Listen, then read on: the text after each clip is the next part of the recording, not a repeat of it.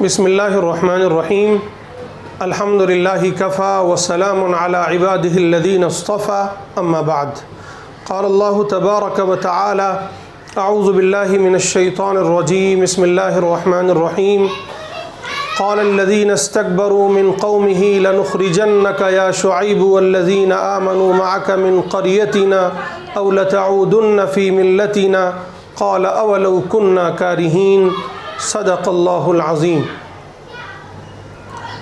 محترم سامعین، آج آپ کی خدمت میں ہم 9واں پارہ لے کر حاضر ہوئے ہیں۔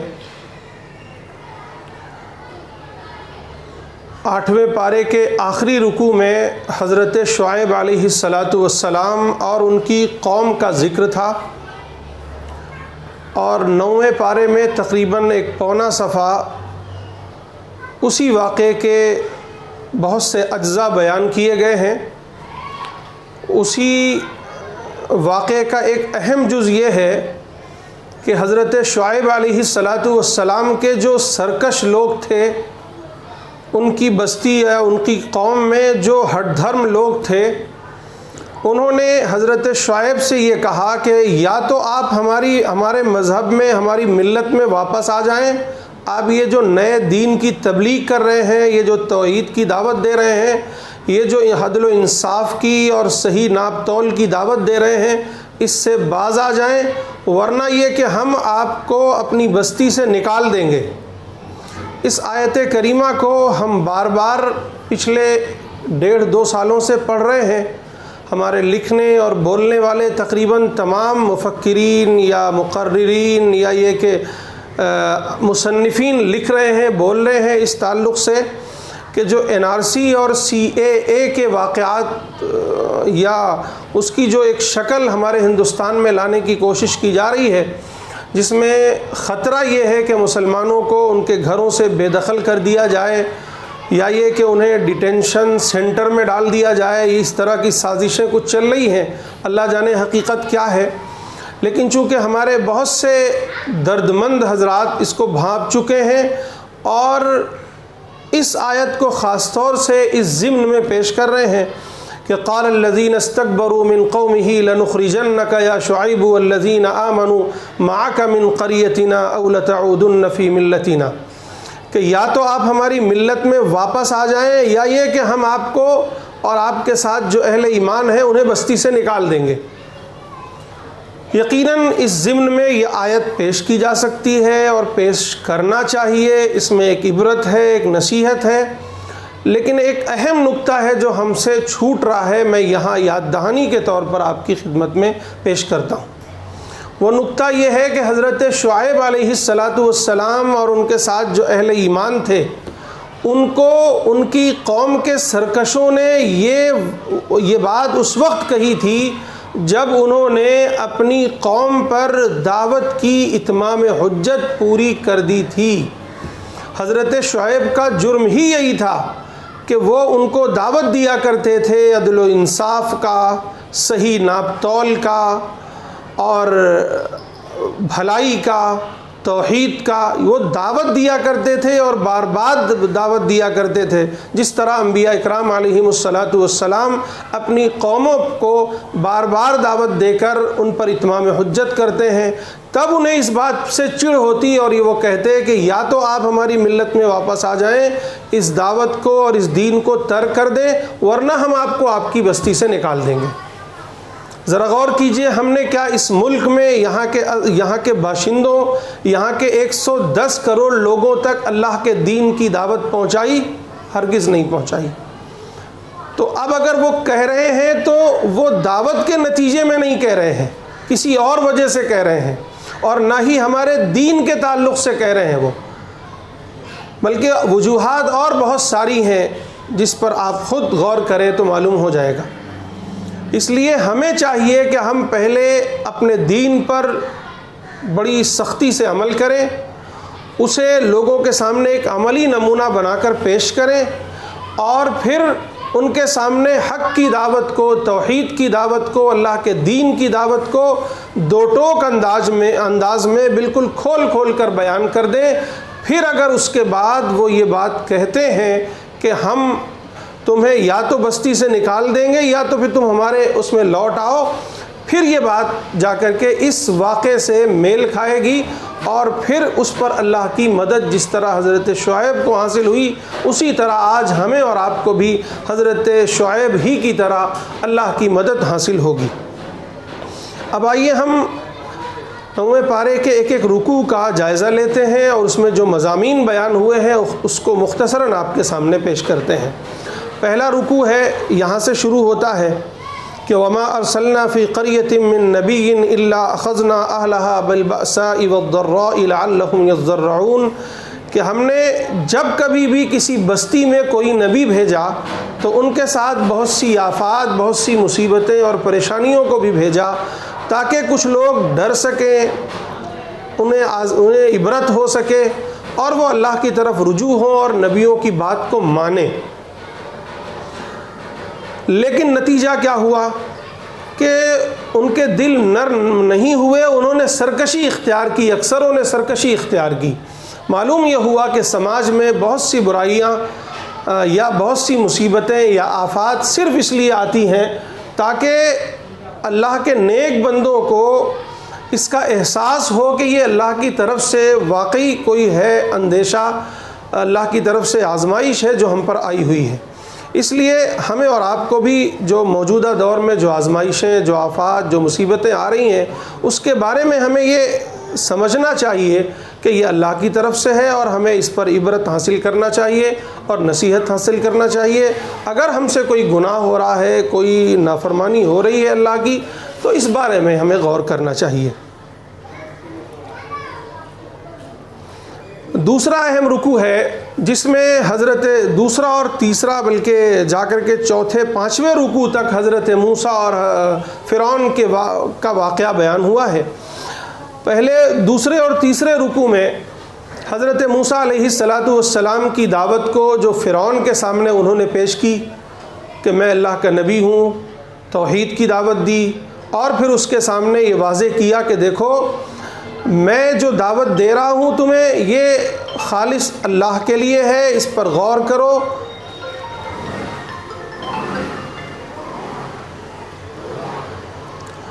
دوسرے رکوع میں حضرت موسیٰ علیہ السلام نے فرعون کو جو دعوت دی کہ میں اللہ کا نبی ہوں، تم ایک اللہ کو مانو، اسی کی بندگی کرو، اس کے علاوہ کسی اور کی بندگی مت کرو، اس کا بیان ہے۔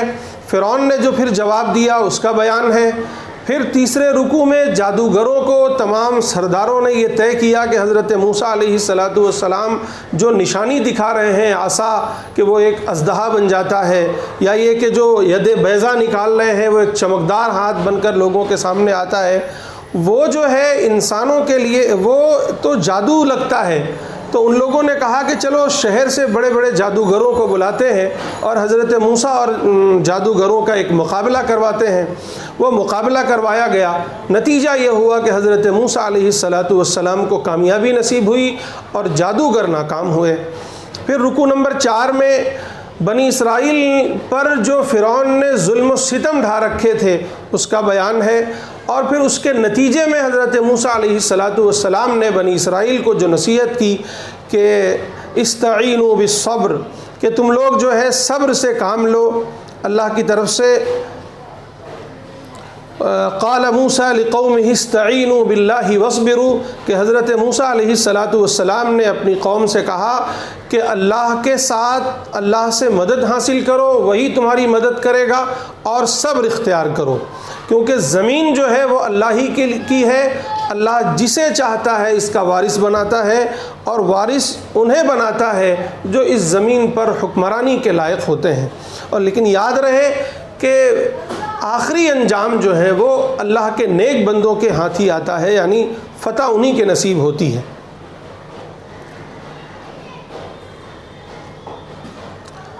پھر رکوع نمبر 5 میں حضرت موسیٰ علیہ السلام کی دعوت کے نتیجے میں جو فرعون اور فرعون کی قوم نے سرکشی اختیار کی اور پھر اس کے نتیجے میں اللہ کی طرف سے بہت سارے عذابات آئے، اس کا تذکرہ ہوا، جس میں یہ ہے کہ طوفان آیا، خطرناک قسم کی بارشیں آتی، ٹڈی دل جانور آ کر کے پرندوں نے آ کر کے ان کی کھیتیاں تباہ کر دی، ان کے غلوں میں گھن لگ جاتا، ہر جگہ مینڈک نظر آتے، ہر چیز میں خون نظر آنے لگتا کہ کوئی چیز وہ استعمال نہیں کرتے. یعنی طرح طرح کی آفات اور مصیبتیں ان پر آئی آزمائش کے طور پر. پھر جب بھی یہ آزمائشیں آتی، کوئی ایک آزمائش آتی تو فوراً وہ اللہ کے نبی حضرت موسیٰ کے حضور جاتے اور کہتے کہ آپ اللہ سے دعا کر دیجئے یہ مصیبت دور ہو جائے، اس کے بعد ہم ایمان لے آئیں گے. لیکن پھر نتیجہ یہی ہوتا کہ وہ مصیبتیں دور ہو جاتی، پھر بھی وہ ایمان نہ لاتے. اس طرح کی کئی آزمائشیں ہیں، کئی عذاب ہیں جو ان پر آئے.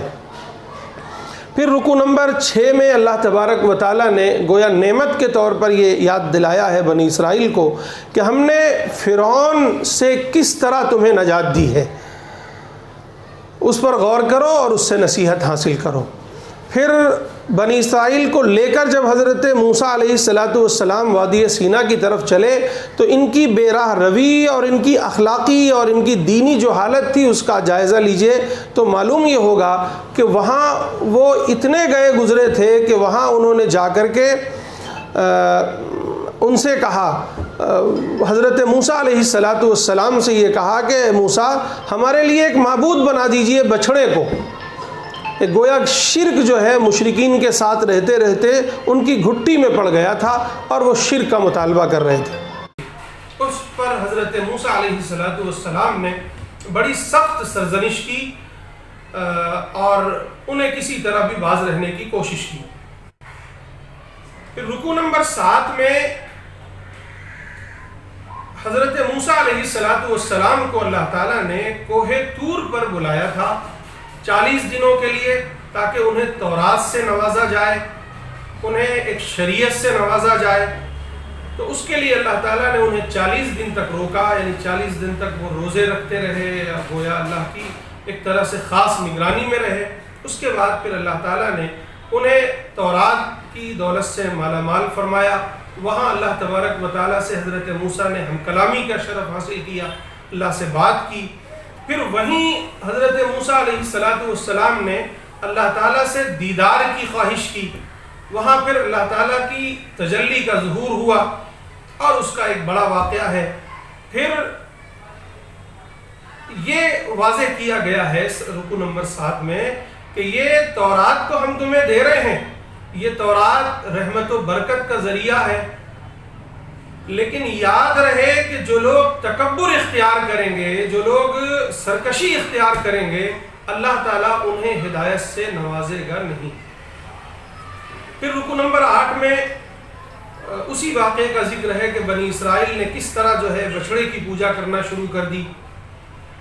حضرت موسیٰ کوہ طور سے لوٹے تو چونکہ حضرت ہارون کو اپنا خلیفہ بنایا تھا تو ان پر غصہ ہوئے، پوری قوم پر غصہ ہوئے کہ تم نے یہ کیا کیا کہ میں اللہ کا نبی پوری تمہیں شرک ہی سے روکنے یہاں آیا تھا اور تم شرک میں مبتلا ہو گئے.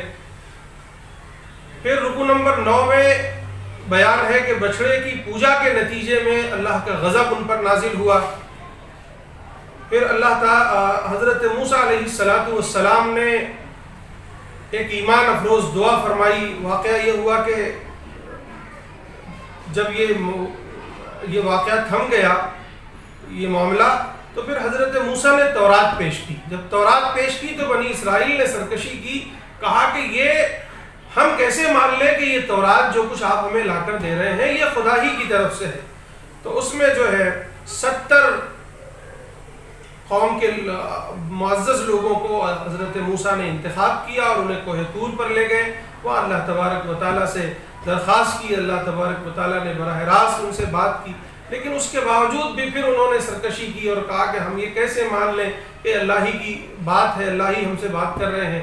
پھر اللہ تعالیٰ نے ان پر زلزلہ اور ایک بجلی کی کڑکا گویا ان پر نازل کیا اور وہ بالکل ہلاک. بعض روایتوں میں آتا ہے کہ سب ہلاک ہو گئے تھے اور بعض روایتوں میں آتا ہے کہ وہ ہلاک ہونے کے قریب تھے. تو اللہ تعالیٰ حضرت موسیٰ نے دعا کی ایک ایمان افروز کہ اللہ اگر تو نے انہیں ہلاک کر دیا تو میں قوم کو کیا جواب دوں گا، سارا میرے اوپر آئے گا، سارا الزام کہ میری یہ کوئی سازش ہے، میں نے ایسا کیا تھا. اس پر اللہ کا جواب کہ وہ دعا ہی دیکھ لیتے ہیں، بڑی اہم ہے. وَلَمَّا جَاءَ مُوسَىٰ لِمِيقَاتِنَا وَكَلَّمَهُ رَبُّهُ قَالَ رَبِّ أَرِنِي أَنظُرْ إِلَيْكَ.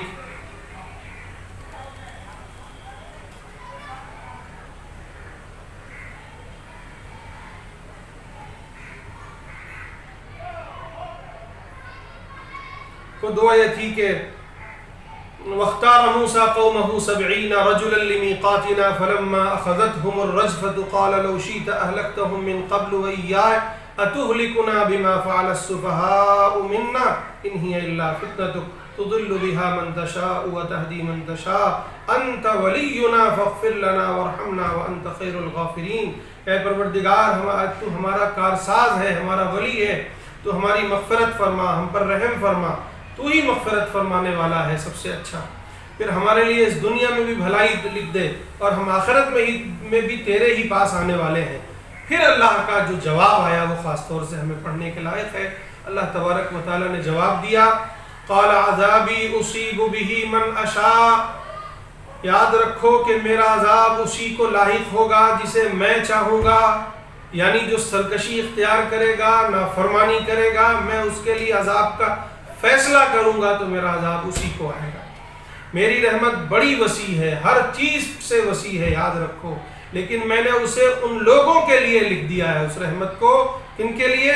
للذین یتقون، جو تقوی اختیار کرتے ہیں ان کے لیے میری رحمتیں ہیں۔ وَيُؤْتُونَ الزَّكَاةَ، اور جو لوگ زکوٰۃ دیا کرتے ہیں، زکوٰۃ ادا کرتے ہیں، ان کے لیے میری رحمت ہے۔ وَالَّذِينَ هُمْ بِآيَاتِنَا يُؤْمِنُونَ، اور وہ لوگ جو ہماری آیات پر ایمان رکھتے ہیں ان کے لیے میری رحمت ہے۔ اور وہ کون لوگ ہیں؟ الذین یتبعون الرسول النبی الامی الذی یجدونہ مکتوبا عندہم فی التوراۃ والانجیل، جو اس نبی امی کی پیروی کرتے ہیں جن کا ذکر تورات و انجیل میں پہلے ہی آ چکا ہے۔ وہ نبی وہ ہے جو بھلائی کا حکم کرتا ہے، برائیوں سے روکتا ہے، وہ تمہارے لیے پاکیزہ چیزوں کو حلال کرتا ہے اور تم پر خبیث چیزوں کو، ناپاک چیزوں کو حرام قرار دیتا ہے، اور تم پر جو بوجھ ہے وہ تم سے ہٹاتا ہے، تم پر سے تنگی ہٹاتا ہے۔ لیکن یاد رہے کہ جو لوگ ایمان لائے اس پر اور اس کی مدد کی، اس کا سپورٹ کیا، اس کے ساتھ کھڑے رہے، اس کی پیروی کی، تو یاد رکھو کہ وہی لوگ کامیاب ہیں۔ یہ اللہ کا وعدہ ہے۔ پھر رکوع نمبر 9 میں رکوع نمبر 10 شروع ہوتا ہے کہ نبی کریم صلی اللہ علیہ وسلم کو پہلی ہی آیت میں قُلْ يَا أَيُّهَا النَّاسِ إِنِّي رَسُولُ اللَّهِ إِلَيْكُمْ جَمِيعًا کہہ کر یہ مژدہ سنایا گیا ہے کہ آپ سارے عالم کے لیے نبی ہیں، صرف مسلمانوں کے یا اہل عرب کے نبی نہیں ہیں۔ اس لیے سارے عالم کو چاہیے، تمام انسانوں کو چاہیے کہ وہ اللہ پر، اس کے رسول پر ایمان لے آئیں۔ فآمنوا باللہ ورسولہ النبی الذی نبی الامی الذی یؤمن باللہ وکلماتہ۔ پھر اس کے بعد بنی اسرائیل پر اللہ تعالیٰ نے جو احسانات کیے تھے اور پھر اس کے نتیجے میں بنی اسرائیل نے جو ناشکری کی اس کا بیان ہے کہ وَظَلَّلْنَا عَلَيْهِمُ الْغَمَامَ وَأَنزَلْنَا عَلَيْهِمُ الْمَنَّ وَالسَّلْوَىٰ كُلُوا مِن طَيِّبَاتِ مَا رَزَقْنَاكُمْ وَمَا ظَلَمُونَا وَلَٰكِن كَانُوا أَنفُسَهُمْ يَظْلِمُونَ۔ پھر 11ویں رکوع میں بنی اسرائیل کے 3 گروہ کا ذکر ہے جو بڑا اہم واقعہ ہے۔ وَاسْأَلْهُمْ عَنِ الْقَرْيَةِ الَّتِي كَانَتْ حَاضِرَةَ الْبَحْرِ إِذْ يَعْدُونَ فِي السَّبْتِ إِذْ تَأْتِيهِمْ حِيتَانُهُمْ يَوْمَ سَبْتِهِمْ شُرَّعًا وَيَوْمَ لَا يَسْبِتُونَ لَا تَأْتِيهِمْ كَذَلِكَ نَبْلُوهُمْ بِمَا كَانُوا يَفْسُقُونَ کہ سوال کیجئے انہی سے، یعنی انہی بنی اسرائیلیوں سے سوال کیجئے اس گاؤں کے بارے میں، اس بستی کے بارے میں جو سمندر کے کنارے آباد تھی۔ پھر ہوا یہ کہ اللہ تبارک و تعالیٰ نے ان پر آزمائش کے طور پر سبت کے دن یعنی سنیچر کے دن مچھلیوں کے شکار سے پابندی لگا دی، جس کے نتیجے میں یہ ہوا کہ ایک گروہ تو وہ تھا جو اس دن شکار سے رکتا تھا، یعنی اللہ کے حکم کی پابندی کرتا تھا۔ دوسرا گروہ وہ ہو گیا جو نافرمانیوں میں مبتلا ہو گیا اور سنیچر کے دن اس نے شکار کرنا شروع کر دیا۔ اور تیسرا گروہ وہ تھا جو ان کو اللہ کی نافرمانی سے روکتا تھا، یا یہ کہ ایک تیسرا گروہ وہ تھا جو غیر جانبدار تھا، رکتے تو تھے لیکن غیر جانبدار تھا۔ تو اس میں سے وہ قوم، یعنی 3 گروہوں میں سے ایک قوم، ایک گروہ داعی، ایک گروہ گنہگار اور ایک گروہ غیر جانبدار۔ تو جو لوگ گنہگار تھے ان کو یہ داعی حضرات جا کر کے روکا کرتے تھے کہ تم لوگ بھائی سنیچر کے دن مچھلیوں کا شکار کیوں کرتے ہو، اللہ کی نافرمانی ہے، اس پر اللہ کا غضب نازل ہو جائے۔ تو ایک جو غیر جانبدار گروہ تھا وہ آ کر کے ان سے کہتا کہ لِمَ تَعِظُونَ قَوْمًا اللَّهُ مُهْلِكُهُمْ أَوْ مُعَذِّبُهُمْ عَذَابًا شَدِيدًا، کہ تم لوگ انہیں کیوں نصیحت کرتے ہو کہ اللہ نے انہیں ہلاک کر دینے کا فیصلہ فرما دیا ہے۔ تو وہ کہتے قالوا معذرة إلى ربكم، ہم تو اس لیے یہ دعوت کا کام کرتے ہیں، انہیں برائی سے روکتے ہیں تاکہ اللہ کے حضور ہم معذرت کر سکیں۔ میرے بھائیوں، آج بھی پوری دنیا میں فتنہ و فساد برپا ہے، کفر، شرک، ظلم، ناانصافی، بے حیائی، کتنا سود، کیسا زنا، چوری عام ہے۔ ایسے میں اہل ایمان کا تقاضا یہ ہے، اہل ایمان کے ایمان کا تقاضا یہ ہے کہ یہ آگے نکل کر انسانوں کو ان برائیوں سے روکیں۔ اگر روکتے ہیں تو اللہ تعالیٰ انہیں عذاب سے بچا لیں گے۔ آگے ہے فَلَمَّا نَسُوا مَا ذُكِّرُوا بِهِ أَنجَيْنَا الَّذِينَ يَنْهَوْنَ عَنِ السُّوءِ، اگر ہم روکتے ہیں انہیں برائیوں سے تو اللہ جس طرح یہاں برائی سے روکنے والوں کو اللہ نے عذاب سے بچا لیا، اللہ تعالیٰ ہمیں بھی بچا لے گا۔ اور اگر نہیں روکتے ہیں تو پھر یاد رکھیے عذاب آئے گا تو پھر سب کے سب ہلاک ہوں گے۔ اور آج کورونا وائرس کی شکل میں جو عذاب آیا ہوا ہے وہ گویا ہماری نافرمانیوں ہی کے سبب آیا ہوا ہے، اور اس سے بچنے کا واحد سبب یہ ہے کہ ہم اپنے اللہ کو راضی کریں، اپنے پروردگار کو راضی کریں، اور اس دنیا میں جو گناہ ہو رہے ہیں، جو برائیاں ہو رہی ہیں، اس سے لوگوں کو روکنے کی کوشش کریں۔ پھر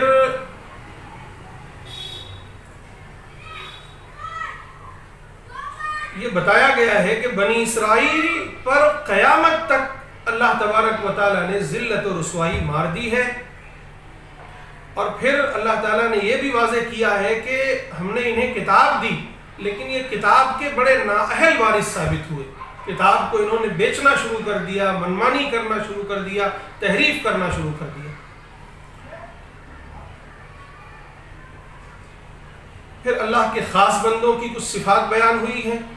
پھر یہ جنہیں 70 لوگوں کو حضرت موسیٰ علیہ السلام لے کر کوہ طور پر گئے تھے، اللہ تعالیٰ نے ان کے اوپر کوہ طور کو اٹھا دیا اور گرنے ہی والا تھا کہ یہ عہد لیا کہ اگر تم اللہ کی کتاب کو مضبوطی سے تھامتے ہو تو آج ہلاکت سے بچو گے، ورنہ پھر اللہ تعالیٰ تمہیں ہلاک کر دیں گے۔ اس کے نتیجے میں ایک عہد لیا اللہ تعالیٰ نے ان سے، اور وہ اس عہد پر پورا اترے۔ پھر رکوع نمبر 12 میں عہد الست کا بیان ہے کہ اللہ تبارک و تعالیٰ نے کس طرح تمام انسانوں کو عالم ارواح میں، یعنی اس دنیا میں آنے سے پہلے ہم سب کو جمع کیا اور ہم سے ایک عہد لیا۔ کیا عہد تھا؟ الست بربکم، کیا میں تم سب کا رب نہیں ہوں، پروردگار نہیں ہوں؟ سب نے گواہی دی تھی، قالوا بلا شہدنا، آپ یقیناً ہمارے رب ہیں، ہم اس بات پر گواہ ہیں۔ پھر معبودان باطل جن کی بھی یہ انسان پوجا کرتے ہیں، ان کی حیثیت کیا ہے، ان کی صفات کیا ہیں، ان کی حقیقت کیا ہے، اس کو بھی واضح کیا گیا ہے۔ انشاءاللہ وہ تمام آیات ابھی پڑھیں گے۔ پھر اللہ کے نبی صلی اللہ علیہ وسلم کو یہ حکم ہے کہ ان پر درگزر کریے، ان کو معاف کر دیجئے جو لوگ ناشکری کر رہے ہیں۔ پھر کفار و مشرکین کی طرف سے جو معجزات کا بار بار مطالبہ ہوتا تھا، اس کا جواب اللہ تعالیٰ نے دیا ہے۔ پھر قرآن کریم پڑھا جائے تو اس کو کیسے سنا جائے، اس کے آداب کہ وَإِذَا قُرِئَ الْقُرْآنُ فَاسْتَمِعُوا لَهُ وَأَنصِتُوا لَعَلَّكُمْ تُرْحَمُونَ، کہ جب بھی قرآن پڑھا جائے تو خاموش رہو اور خاموشی سے دل کے کانوں سے سنو اسے تاکہ تمہیں ہدایت مل سکے۔ پھر اللہ کا ذکر کیسے کیا جائے کہ وَاذْكُرْ رَبَّكَ تَضَرُّعًا وَخُفْيَةً، وَاذْكُرْ رَبَّكَ فِي نَفْسِكَ تَضَرُّعًا وَخِيفَةً وَدُونَ الْجَهْرِ مِنَ الْقَوْلِ بِالْغُدُوِّ وَالْآصَالِ وَلَا تَكُن مِّنَ الْغَافِلِينَ، کہ کس طرح اللہ کا ذکر کیا جائے خاموشی سے، تضرع کے ساتھ، خشوع خضوع کے ساتھ، اپنے دل میں، یعنی کس طرح اللہ کا ذکر کیا جائے، اس کے کچھ آداب بیان ہوئے ہیں۔ اور پھر یہ آخری آیت ہے اس کے بعد جو کہ آیت سجدہ کہلاتی ہے، یعنی یہ قرآن مجید کی پہلی آیت ہے جس کو آیت سجدہ ہم کہہ سکتے ہیں، یعنی اس آیت کو جب ہم پڑھیں تو سجدہ کریں۔ وہ آیت یہ ہے ان الذین عند ربک لا یستکبرون عن عبادتہ ویسبحونہ ولہ یسجدون، کہ بے شک وہ لوگ جو اپنے رب کے پاس تکبر اختیار نہیں کرتے اس کی عبادت سے، اور اس کی تسبیح بیان کرتے ہیں اور اسی کے لیے سجدہ کرتے ہیں۔ تو گویا سجدہ کرنے میں بھی جو آیات سجدہ آتی ہیں ان کو پڑھنے کے بعد سجدہ کرنے میں ایک حکمت یہ ہے کہ جب یہ آیات پڑھے تو بندہ یہ اقرار کرے کہ پروردگار میں تیرے سامنے تکبر اختیار نہیں کرتا، سرکشی اختیار نہیں کرتا، میں تو سر تسلیم خم کرنے والا ہوں، اور فوراً اللہ کے حضور سجدہ ریز ہو جائے۔ یہ اس احساس کے ساتھ اگر آیت سجدہ پر سجدہ کیا جائے تو پھر بتائیے کتنا لطف آئے گا۔ پھر اب سورہ انفال شروع ہوگا۔ سورہ انفال یہ مدنی صورت ہے اور غزوہ بدر کے فوراً بعد نازل ہوئی ہے۔ غزوہ بدر پر اس پر بڑی تفصیل سے تبصرے آئے ہیں اللہ تبارک و تعالیٰ کی طرف سے۔ پہلی آیت ہے یہاں سے کہ یسألونک عن الانفال قل الانفال للہ والرسول۔ تو یہاں یہ بتایا گیا ہے کہ مال غنیمت کے حوالے سے اللہ کا فیصلہ کیا ہے، اس کا شرعی حکم کیا ہے۔ پھر اس کے بعد ایک سچا مومن کیسا ہونا چاہیے، حقیقی مومن، اس کی صفات کا بیان ہے۔ پھر بدر سے قبل جو صحابہ اور اللہ کے نبی کے حضور کے باہم جو مشاورت ہوا کرتی تھی اس کا ذرا سا ذکر ہے، اس کی طرف اشارہ ہے۔ پھر بدر میں اللہ کی جو مدد آنے والی ہے، فرشتوں کا جو ظہور ہونے والا ہے، نزول ہونے والا ہے، اس کا بیان ہے۔ دوران جنگ مسلمانوں کو کس طرح پیش آنا ہے اس کی کچھ ہدایات ہیں۔ پھر یہ بتایا گیا ہے کہ یہ جو فتح تمہیں کھلی ہوئی فتح نصیب ہوئی ہے اللہ تبارک و تعالیٰ کی طرف سے غزوہ بدر میں، یہ تمہاری اپنا کوئی کمال نہیں ہے، یہ تو اللہ ہی کی طرف سے خاص نصرت اور مدد کے نتیجے میں تمہیں حاصل ہوئی ہے۔ اور اس کی ایک خاص آیت ہے کہ فَلَمْ تَقْتُلُوهُمْ وَلَكِنَّ اللَّهَ قَتَلَهُمْ، تم نے انہیں قتل نہیں کیا بلکہ اللہ نے قتل کیا۔ وَمَا رَمَيْتَ إِذْ رَمَيْتَ وَلَكِنَّ اللَّهَ رَمَى، تم نے جو کنکریاں ان کی طرف بھیجی تم نے نہیں پھینکی بلکہ یہ اللہ نے پھینکی۔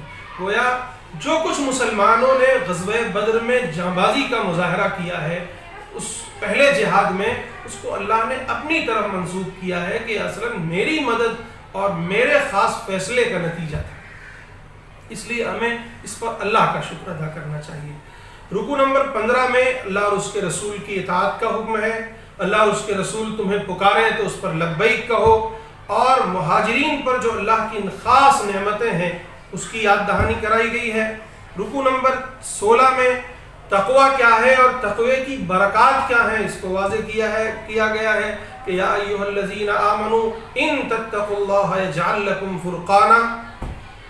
پھر مشرکین مکہ کے جو ناپاک ارادے ہیں اس کا بیان ہے اور ان کا انجام کیا ہونے والا ہے اس کو بیان کیا گیا ہے۔ پھر مشرکین مکہ کو یہ دعوت دی گئی ہے کہ تم اپنے اعمال، اپنی کرتوت سدھار لو، اس کی دعوت دی گئی ہے۔ اور اخیر میں پھر ایک آیت ہے کہ وَقَاتِلُوهُمْ حَتَّى لَا تَكُونَ فِتْنَةٌ، کہ جہاد کا اصل مقصد کیا ہوتا ہے۔ جہاد گویا دو قسم کا ہے، ایک دفاعی جہاد اور ایک اقدامی جہاد۔ دفاعی جہاد یہ ہے کہ آپ پر کوئی حملہ کر دے تو پھر آپ اس کے دفاع میں لڑنے کے لیے تیار ہیں۔ دوسرا ایک اقدامی جہاد ہے کہ آپ کو کسی پر چڑھائی کرنا ہے، کسی کے خلاف اگر جہاد کرنا ہے تو اس کے مقاصد کیا ہوں اور کیوں کیا جائے۔ جب کہ دنیا میں فتنہ غالب آئے، یعنی لوگوں پر ظلم و ستم ہو رہا ہو، ناانصافی عام ہو رہی ہو اور لوگوں پر جبریہ نظام قائم کیا جا رہا ہو اور لوگوں کو اللہ کے دین سے روکا جا رہا ہو، ایسے نتیجے میں اہل ایمان پر لازم ہے کہ وہ اپنی دعوت سے آغاز کریں اور اس دعوت کو لے کر دنیا انسانیت کے سامنے جائیں اور ان کے سامنے دعوت کو پیش کریں۔ اگر کوئی رکاوٹ ڈالتا ہے، کوئی حائل آتا ہے تو پھر اس میں حکم ہے کہ اگر تمہیں اللہ نے قوت دی ہے تو ان کا مقابلہ کرو، اور انسانوں کو جنہیں اللہ نے آزاد پیدا کیا ہے انہیں آزادی دلاؤ۔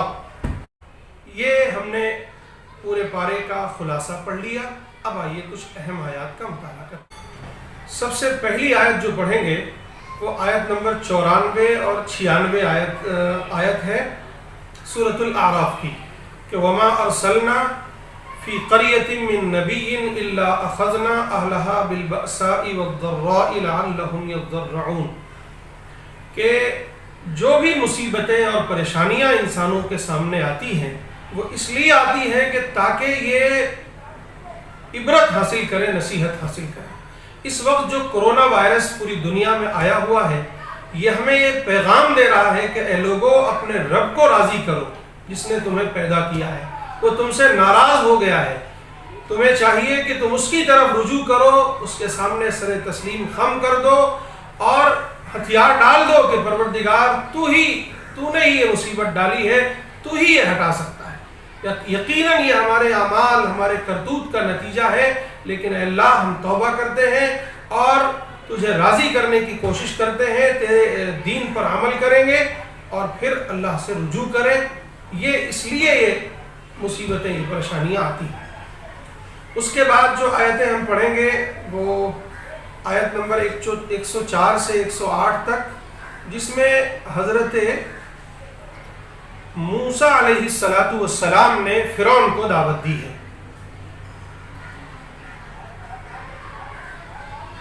وقال موسیٰ یا فرعون انی رسول من رب العالمین، کہ اے فرعون میں رب العالمین کی طرف سے ایک رسول بن کر آیا ہوں۔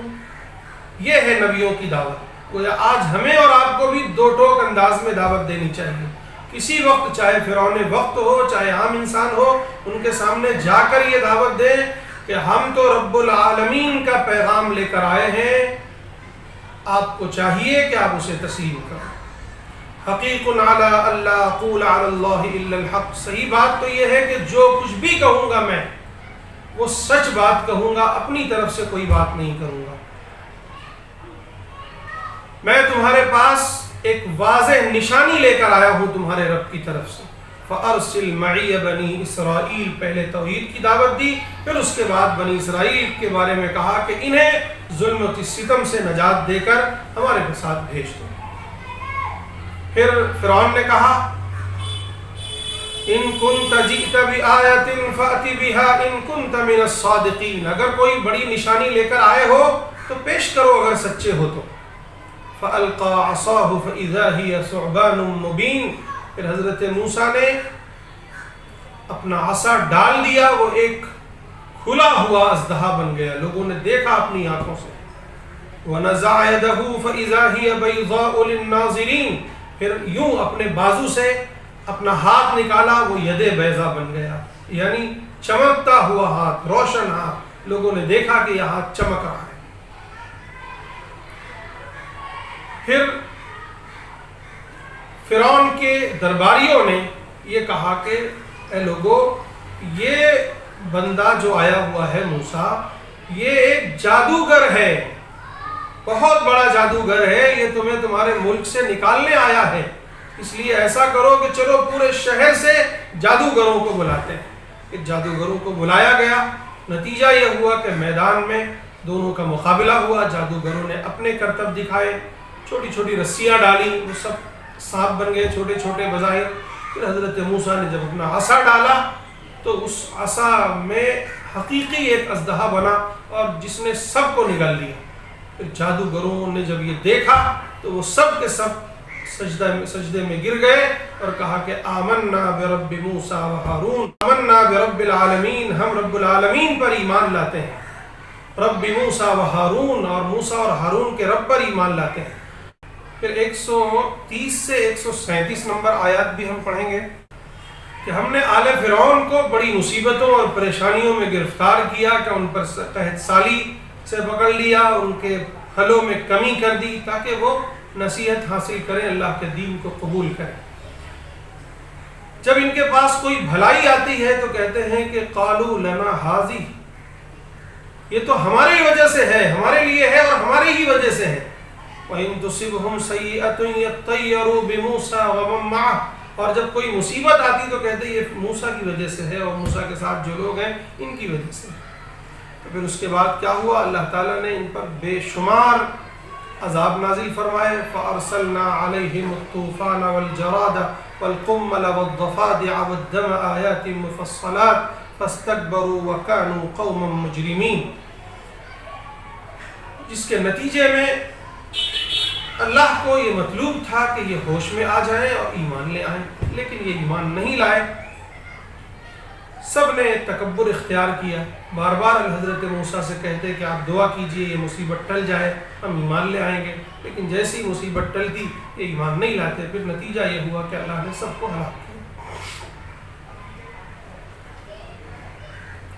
آج غور کیجئے کہ جو کچھ مصیبت آئی ہوئی ہے اس پر ہم اگر اللہ سے رجوع ہوتے ہیں، اللہ سے توبہ کرتے ہیں تو اللہ مصیبتیں ٹال دے گا، ورنہ پھر آخری عذاب آئے گا، اس دنیا میں بھی ہو سکتا ہے اور آخرت میں بھی، اس سے ہمیں بچنا چاہیے۔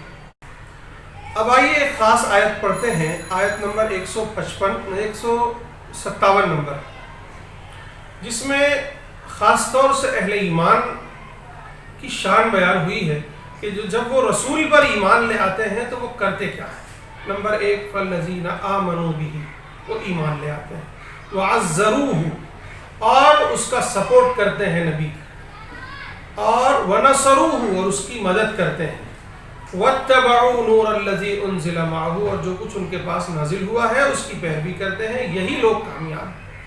آج اللہ کے نبی سے اگر ہم محبت کرتے ہیں تو پھر اس کی مدد کریں، اس کا سپورٹ کریں، اس کے ساتھ کھڑے ہوں، اس کی ناموس پر آنچ نہ آنے دیں، اس کی دعوت کو مٹنے نہ دیں، اور اس کی مدد کریں۔ اس کی مدد سب سے بڑی یہ ہے کہ اس کے مشن کو زندہ کیا جائے، اس کے دین کو دنیا میں بول بالا کیا جائے۔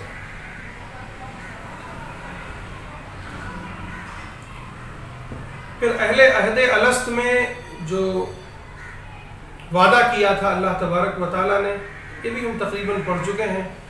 آئیے معبودان باطلہ کے تعلق سے اللہ تبارک و تعالیٰ نے کیا باتیں عرض فرمائی ہیں، عرض کی ہیں، اس کو ذرا پڑھتے ہیں ہم۔ ان الذین تدعون من دون اللہ عباد امثالکم، بے شک وہ لوگ جن کو تم اللہ کو چھوڑ کر پکارتے ہو وہ تم جیسے ہی بندے ہیں۔ میرے بھائیوں، تمام انسانوں، غور کرو، یہ کتنا اہم مسئلہ ہے جو اللہ تبارک و تعالیٰ نے یہاں ہمارے سامنے بیان فرمایا۔ وہ یہ ہے کہ آج انسان اللہ کو چھوڑ کر پتہ نہیں کس کو پکارتا ہے، کس کی منتیں مانگتا ہے، کس کے سامنے جھکتا ہے، اور کس سے دعائیں کرتا ہے۔ لیکن یاد رہے کہ اس کو یہ بات سمجھ لینی چاہیے کہ اللہ کو چھوڑ کر جن کو بھی تم پکارتے ہو یہ سب تمہارے جیسے ہی بندے ہیں۔ تم انہیں پکارتے ہو تو کیا یہ لوگ تمہارا جواب دیتے ہیں؟ ہرگز نہیں۔ ان سے کہو اور پکارو اور کہو کہ جواب دیں اگر تم سچے ہو تو۔ الہم ارجل یمشون بہا، ارے ان کے تو پیر نہیں ہیں جن سے یہ چل سکیں۔ کیا ان کے پیر ہیں جن سے چلتے ہیں؟ کیا ان کے ہاتھ ہیں جن سے یہ پکڑتے ہیں؟ کیا ان کی آنکھیں ہیں جس سے یہ دیکھتے ہیں؟ کیا ان کے کان ہیں جس سے یہ سنتے ہیں؟ ہرگز نہیں۔ قل ادعوا شرکاءکم، اے نبی آپ ان سے کہیے کہ اپنے تمام شرکاء کو، تمام معبودان باطلہ کو بلا لیں، اور پھر ان سے کہیے کہ یہ میرے ساتھ سازش کریں، جو کرنا چاہیں کریں، اور پھر ہم جو ہے پھر مجھے یہ کوئی مہلت نہ دیں، یہ سب کے سب جو کرنا چاہیں کر لیں، مجھے کوئی مہلت نہ دیں۔ یعنی انہیں چیلنج کیا جا رہا ہے اللہ تبارک و تعالیٰ کی طرف سے۔ یہ بہت اہم ہے۔ لیکن آج ہماری حالت کیا ہے؟ آج انسانوں کی حالت کیا ہے کہ وہ خدا کو چھوڑ کر پتہ نہیں کہاں کہاں بھٹکتا رہتا ہے، اسے احساس تک نہیں ہے کہ ان کی حیثیت، ان کی حقیقت کیا ہے۔ اس لیے میرے بھائیوں، ہمیں اور آپ کو چاہیے کہ ہم صرف ایک اللہ کی عبادت کریں، اسی کو پکاریں، اسی کی منتیں مانیں، اسی سے دعائیں کریں، اسی سے جو کچھ ملے گا، دوسرا کوئی ہمیں نہیں دے سکتا۔ ان کی حالت تو یہ ہے، ان ولی اللہ الذی نزل الکتاب، بے شک میرا ولی اور کارساز تو وہ ہے جس نے کتاب نازل کی ہے، اور وہی جو ہے دوست ہے صالحین کا، نیک لوگوں کا۔ والذین تدعون من دونہ، تم اس کے علاوہ یعنی اس اللہ کے علاوہ جس کو بھی پکارتے ہو، لا یستطیعون نصرکم، وہ تمہاری مدد نہیں کر سکتے، ولا ہم ینصرون، اور نہ وہ خود اپنی مدد کر سکتے ہیں۔ یہ حالت ہے ان کی۔ سورۃ الانعام میں اس کی 4 نمبر آیت ہے، بڑی اہم ہے کہ حقیقی مومن کون ہے۔ اولئک هم المؤمنون حقا لهم درجات عند ربهم ومغفرۃ ورزق کریم، کہ حقیقی مومن یہ ہیں، کون ہیں؟ انما المؤمنون الذين اذا ذكر الله وجلت قلوبهم واذا تليت عليهم آياته زادتهم ایمانا وعلى ربهم يتوکلون، بے شک مومن وہ لوگ ہیں جن کے سامنے اللہ کا ذکر کیا جائے تو ان کے دل نرم پڑ جاتے ہیں، اور جب ان کے پر اللہ کی آیات تلاوت کی جاتی ہے تو ان کے ایمان بڑھتے ہیں، گھٹتے نہیں ہیں، بڑھتے ہیں، اور وہ اپنے رب پر ہی توکل کرتے ہیں، بھروسہ رکھتے ہیں، نماز کو قائم کرتے ہیں، زکوٰۃ کو ادا کرتے ہیں۔ یہی لوگ ہیں جو حقیقی مومن ہیں، ان کا بڑا مرتبہ ہے، بڑا مقام ہے، اور ان کے رب کی طرف سے ان کو بڑا پاکیزہ رزق ملے گا اور بڑی مغفرت کا وعدہ ہے۔ ایک اور آیت ہے 29 نمبر آیت، یا ایھا الذین آمنوا ان تتقوا اللہ یجعل لکم فرقانا ویکفر عنکم سیئاتکم ویغفر لکم واللہ ذو الفضل العظیم، کہ ایمان والو اگر تم تقوی اختیار کرتے ہو، اللہ سے ڈرتے ہو، تو اللہ تعالیٰ تمہارے لیے فرقان بنا دے گا، یعنی تمہیں یہ صلاحیت عطا فرمائے گا کہ تم سچائی کیا ہے، جھوٹ کیا ہے فرق کر سکو گے، حق کیا ہے، باطل کیا ہے، اس کے درمیان فرق کر سکو گے، تمہارے سامنے راہیں روشن ہو جائیں گی، تمہارے سامنے کوئی چیز مشتبہ نہیں ہوگی۔ یہ تقوی کا سب سے بڑا انعام ہے۔ پھر اللہ تعالیٰ تمہاری سیئات کو تم سے دور کر دیں گے اور تمہاری مغفرت فرما دیں گے، کیونکہ اللہ تعالیٰ بڑے فضل والے، بڑی عظمت والے ہیں۔ اللہ تعالیٰ مجھے بھی، آپ سب کو بھی عمل کی توفیق نصیب فرمائے۔ یہ 9واں پارہ تھا جو آپ کی خدمت میں پیش کیا گیا۔ اس میں جو اہم چیزیں تھیں وہ یہ تھیں کہ اللہ تبارک و تعالیٰ نے یہ بتایا کہ جو مصیبتیں، آفتیں، پریشانیاں آتی ہیں وہ اس لیے آتی ہیں تاکہ تم رجوع کرو، اللہ کے حضور گڑ گڑاؤ، رو اور اس سے مناؤ اور اپنے ہوش کے ناخن لو۔ پھر حضرت موسیٰ اور فرعون کا واقعہ بیان کیا گیا ہے، جس سے یہ بات واضح ہوتی ہے کہ حق چاہے جتنا کمزور ہو اسے غالب ہی آنا ہے، وہ غالب آ کر رہے گا، نمبر 1۔ نمبر 2، چاہے فرعون وقت ہی کیوں نہ ہو، اس تک اللہ کی طرف سے دعوت پہنچنی ضروری ہے۔ فرعون کے بارے میں اللہ کو معلوم تھا کہ وہ ایمان نہیں لائے گا، لیکن پھر بھی اللہ تبارک و تعالیٰ نے حضرت موسیٰ کو بھیج کر اس پر اتمام حجت کی۔ اگر ہم آج یہ سمجھتے ہیں کہ فرعون وقت ایمان نہ بھی لائیں، تو ہمیں اور آپ کو چاہیے، اس وقت کے مسلمانوں کو چاہیے کہ وہ آگے بڑھ کر تمام لوگوں کو حق کی دعوت دیں، ان کے سامنے حق پیش کریں، وہ ایمان لائیں نہ لائیں، لیکن اتمام حجت کرنا ہمارا اور آپ کا فریضہ ہے۔ جب اتمام حجت ہو جائے گی، انہیں ایمان لانا ہوگا، لائیں گے، نہیں لانا ہوگا تو پھر وہ اللہ کے عذاب کے مستحق ہوں گے۔ اور یاد رکھیے، ہم مومن ہیں، مسلمان ہیں، بنی اسرائیل کی طرح۔ جس طرح بنی اسرائیل میں بہت سے بگاڑ آئے، ہمارے اندر بھی بہت سے بگاڑ ہیں، ان بگاڑ کو دور کرنے کی کوشش کی کریں۔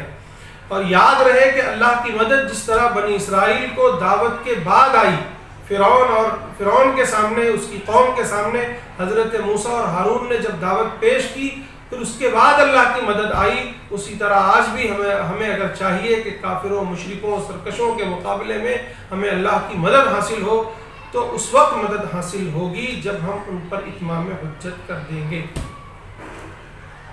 یہ چند باتیں تھیں جو آپ کے سامنے پیش کی گئیں۔ پھر اسی کے نتیجے میں غزوہ بدر کا بھی بیان ہے کہ غزوہ بدر میں بھی مسلمان کتنے تھوڑے تھے، لیکن اللہ تبارک و تعالیٰ نے کیا کیا؟ انہیں غلبہ نصیب فرمایا، وہ فتح یاب ہوئے۔ کیوں؟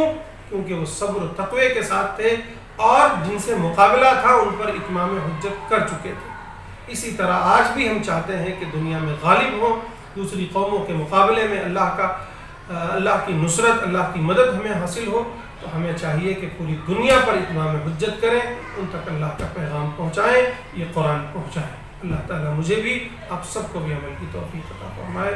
وآخر دعوانا ان الحمدللہ۔